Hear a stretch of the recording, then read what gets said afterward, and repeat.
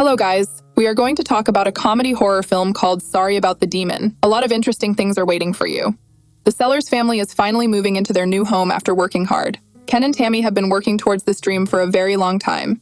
And now, when life seems to be about to take on new colors, they face a real nightmare. Their little daughter Grace is possessed by a demon. In front of her astonished parents and her older brother Jake, the girl begins to speak in a scary voice. She tells the family that they should leave the house as soon as possible. But the persistent parents try to talk to the dark force and manage to persuade the demon to return their daughter, and in return they are ready to make a human sacrifice.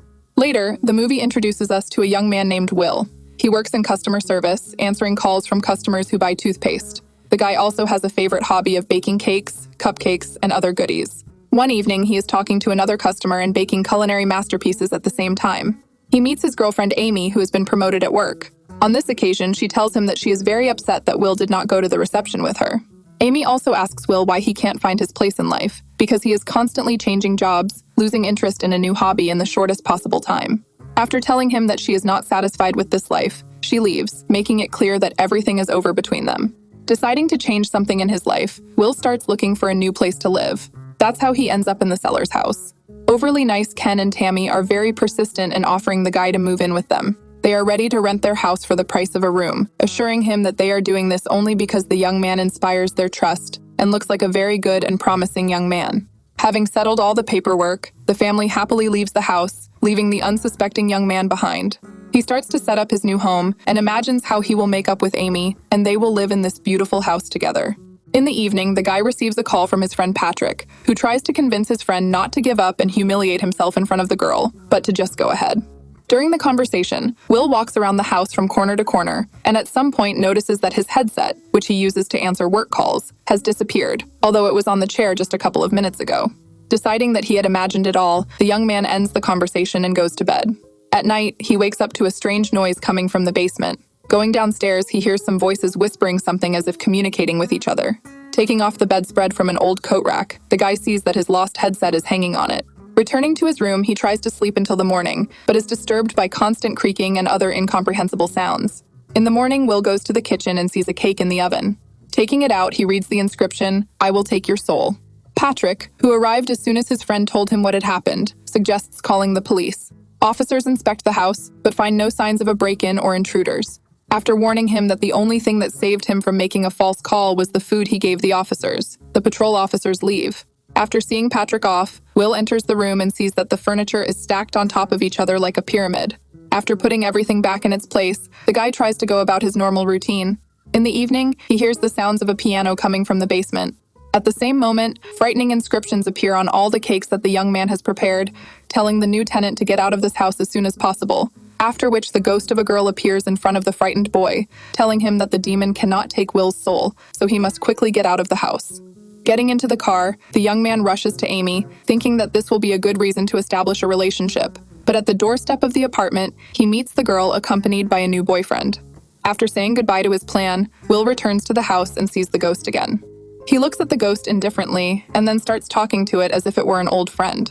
From that moment on, the guy continues to live in the house, ignoring the ghosts and the demon, who are always pestering him by opening cabinets and changing channels. They keep repeating that he must leave because the demon cannot take Will's soul. The boy indignantly says that he does not mind surrendering to the dark forces, but they do not want to take him because he is too weak. Patrick tries to support his friend and invites him to a bar. There he introduces Will to his coworker Amy. Patrick hopes that a similar name will interest his friend.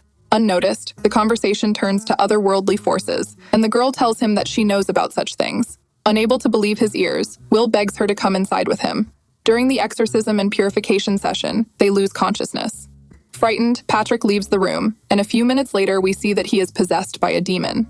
Trying to fight it, the young man falls and breaks his arm. At this point, Amy comes in and finishes the ritual.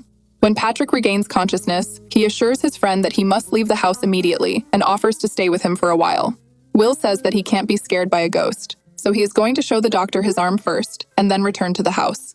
In the morning, he meets his ex-girlfriend at the door. Amy tries to invite him to visit, and he gladly invites her into the house. They spend a wonderful evening together, cooking dinner and talking about what caused their breakup. In the end, the girl stays. When Will tries to tell her about the ghosts, Amy turns to the boyfriend, and he realizes that his beloved is possessed by a demon. Ignoring her creepy appearance, the young man tries to go about his business, looking for a way to drive the evil out of the girl. In the evening, Patrick and Amy appear on the doorstep. They felt that something was wrong and decided to visit their friend. When they find out that the demon has found a new body, they try to start the exorcism immediately. A little later, the Sellers family returns to the house. They are very surprised that the boy has not yet run away from home. When he starts to ask why they did this to him, Tammy apologizes to him and assures him that the demon has promised to let their child Grace go if they find a suitable victim. Will says that the family must help him. Under Amy's sensitive guidance, the company makes contact with the spirits and learns that the demon has not released Grace. At this point, the girl becomes possessed again and runs away. Amy finds out about the deal and says that it shouldn't have been made, because dark forces always deceive those with whom they make deals. Later, Will finds Amy in the basement and begins to tell her about his feelings and experiences. The demon can't stand all this romantic nonsense and leaves the girl's body. When the others come running to the noise, Will's eyes fall on the cake that the demon created. He stabs it with a knife, and the dark entity disappears. Tammy and Ken are glad to be able to stay in the house, but when they see the ghost, he explains to them that they have found comfort within these walls and are not going to leave them.